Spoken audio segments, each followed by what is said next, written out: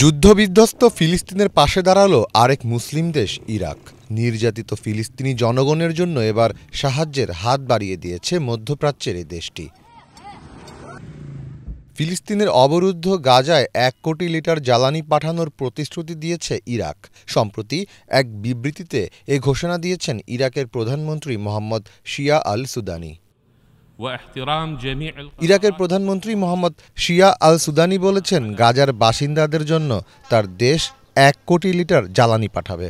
জ্বালানির অভাবে গাজার হাসপাতাল, পানি সরবরাহ, বেকারি, দোকান এবং ত্রাণ কার্যক্রম বিকল হয়ে পড়েছে। ফলে আহত ফিলিস্তিনিদের গ্রহণ এবং তাদের সরকারি ও বেসরকারি হাসপাতালে চিকিৎসা দেওয়ার বিষয়েও সিদ্ধান্ত নিয়েছে ইরাক।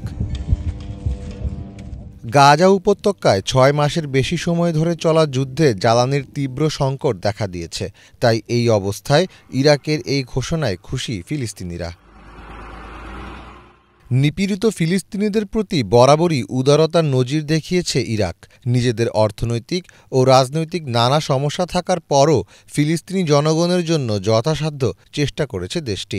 নিজ দেশে যুদ্ধ এবং দখলদারিত্বের বিষয়ে ইরাকের পূর্ব অভিজ্ঞতা থাকায় তারা ফিলিস্তিনিদের প্রতি আরও বেশি সহানুভূতিশীল।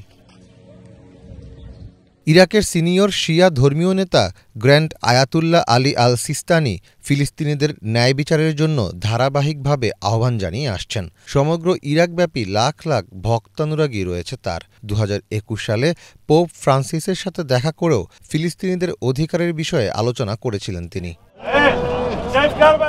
ইরাক কখনোই কূটনৈতিকভাবে ইসরায়েলকে স্বীকৃতি দেয়নি। ইরাকই একমাত্র দেশ যে ইসরায়েলের সাথে যুদ্ধবিরতিতে সম্মত না হয়েই 1948 সালের যুদ্ধ থেকে বেরিয়ে এসেছিল।